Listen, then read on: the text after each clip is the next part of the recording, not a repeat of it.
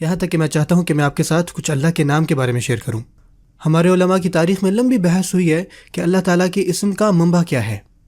کیا اللہ کا نام الہ سے آتا ہے، یا پھر یہ الالہ سے مل کر بنتا ہے، یا پھر اللہ کا نام ایسا ہے جو عربی سے پہلے بھی ایگزسٹ کرتا تھا، اور مطلب نہ صرف عربی بلکہ ساری زبانوں سے پہلے یہ اللہ تعالیٰ کا نام تھا۔ اور یہ ہیں مین دو رائے، اور ان کے اپنے اپنے جو ہیں وہ ثبوت موجود ہیں، لیکن میں آپ سے کچھ چیزیں شیئر کرنا چاہتا ہوں۔ اگر آپ یہ کہتے ہیں کہ یہ نام الہ سے نکلتا ہے، الہ کا جو عام ترجمہ کیا جاتا ہے وہ ہوتا ہے جس کی عبادت کی جائے، المعبود، المہلو بمعنی المعبود، لیکن آپ کو پتہ ہے جو فعل الہ ہے یہ اصل میں محبت سے آتا ہے، اور یہ نکلا ہے فزع الیہ سے، واحبہ واشد الحب۔ یہ اصل میں شدید طرح کی محبت کے لیے استعمال ہوتا ہے۔ جو پرانے عربی لوگ تھے اسلام سے بھی پہلے، ان کے ہاں 10 درجے ہوتے تھے محبت کے، ان میں سے سب سے کم درجے کو حب کہتے تھے، اور 10واں جو ہے وہ آپ کو مار دیتا ہے۔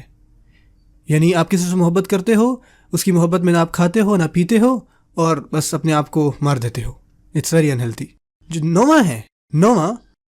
اس کا جو نام ہے وہ ہے اصل میں ولہ، جس سے الہ لفظ نکلتا ہے، اور ولہ اس طرح کی محبت کو کہتے ہیں آپ کو کسی طرح کی تکلیف محسوس نہیں ہوتی، کسی طرح کی بھوک محسوس نہیں ہوتی، نہ ہی آپ کو دکھ محسوس ہوتا ہے۔ یہ جو محبت ہے یہ آپ کی قوت کو اتنا بھر دیتی ہے، آپ کی زندگی میں کوئی نیگیٹو ایموشن پھر نہیں رہتا، کیونکہ اس الہ، اس محبت نے وہ آپ کے لیے فل کر دیا، آپ کے لیے بھر دیا ہے۔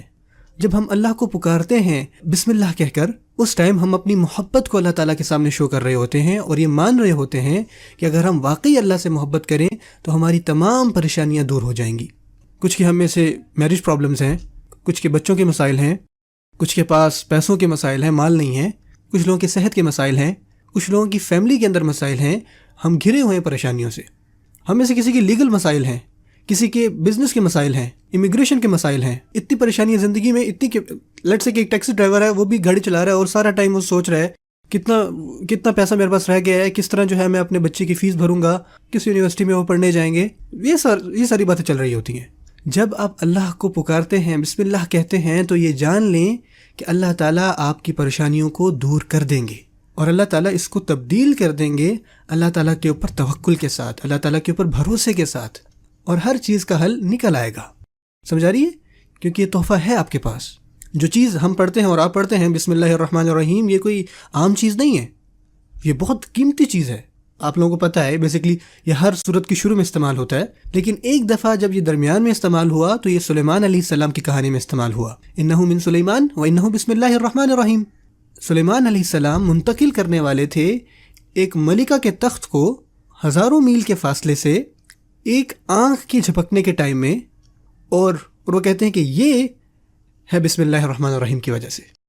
یہ ہے وہ جو بسم اللہ الرحمن الرحیم کر سکتا ہے۔ اللہ تعالیٰ مجھے اور آپ کو کیا سکھانا چاہ رہے ہیں؟